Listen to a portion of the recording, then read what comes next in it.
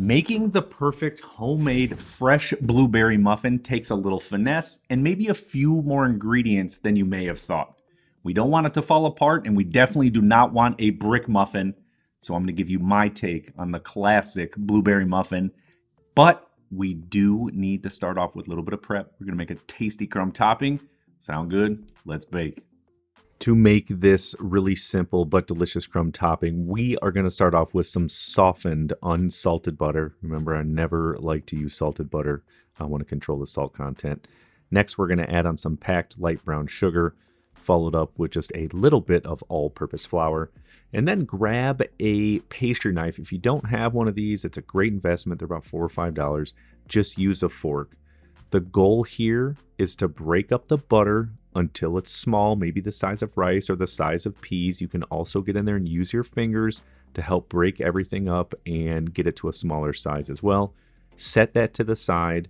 Now I've got a few things to do. I've got a bowl of all-purpose flour.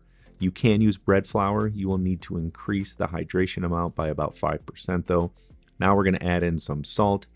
We need some leavening agents, so let's start with a little bit of baking soda, followed up with some baking powder.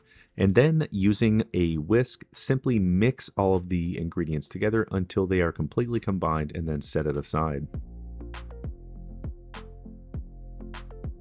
Now essentially we are going to do the same thing with wet ingredients. I'm going to be using buttermilk. Next I'm going to add in a little bit of regular milk, followed up with a little bit of vegetable oil. The combination here is going to help make our muffins light, fluffy, and tender. Whisk the ingredients together until combined and then also set that aside. Now, in a stand mixer or a large bowl, if you have electric beaters, that's fine. We are going to add in some softened unsalted butter, followed up with some packed light brown sugar, and then we are going to add in some regular sugar as well.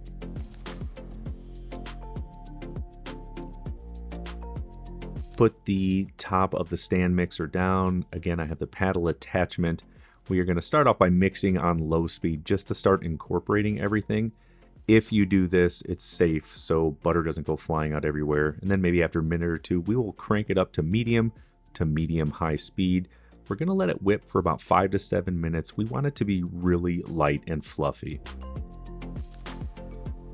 Once it is to this consistency, we next want to add in 1 egg at a time until it is completely mixed in. Oops, both fell in there. Totally fine. Just make sure it's combined first before we next add in some vanilla extract.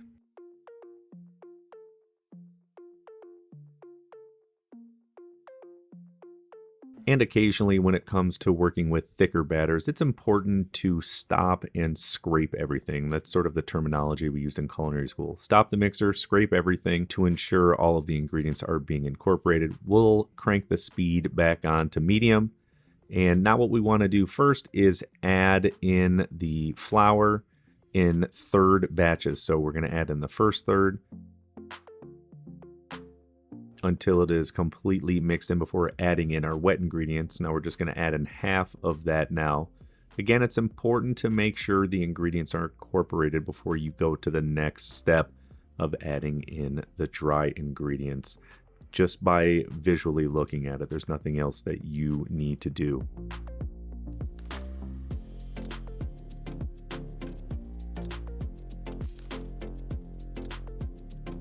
And then we'll finish it up with that last half of our wet ingredients until it is mixed in, followed up by adding in the dry ingredients. I did turn the speed down to low just because I didn't want flour flying out from my stand mixer.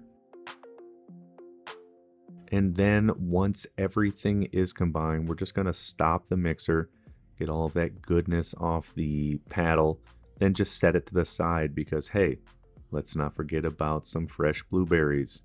Now, to ensure that the blueberries all don't completely drop to the bottom, a little trick is by adding in a few tablespoons of all-purpose flour and mixing those up until it is combined.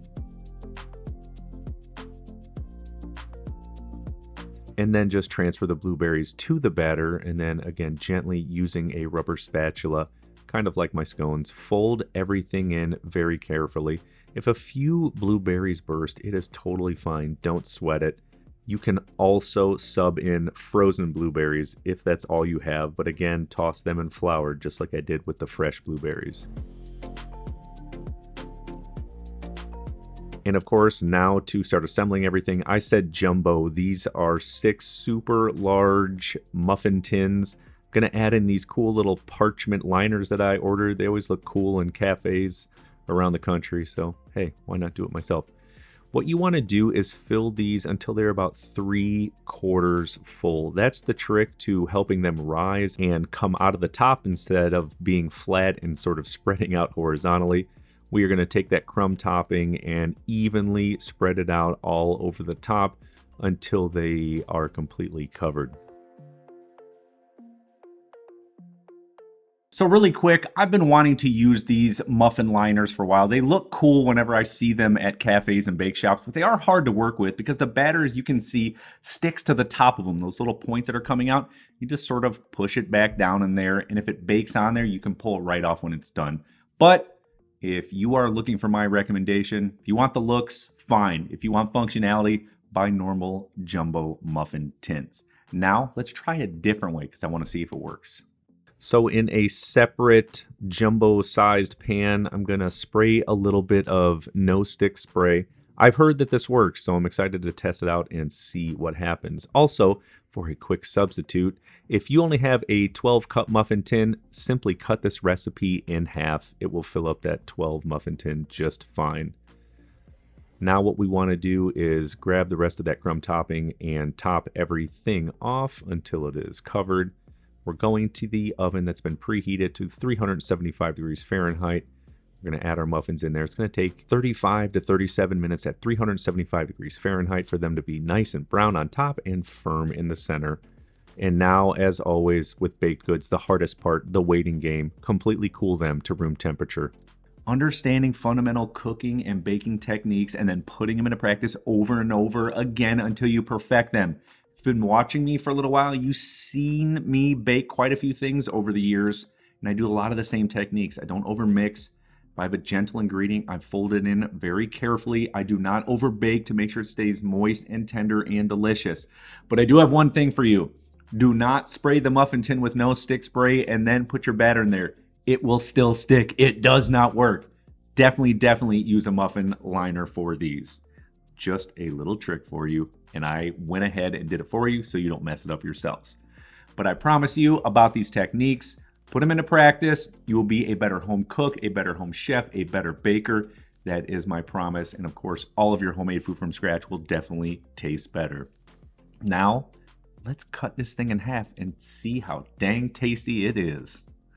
Someone get me a cup of coffee and I got my absolute perfect breakfast of all time. So tasty. If you love this recipe and learned something, definitely like and share it, please. And also check out this video right here. Keep it going. I will see you on there. You'll love it.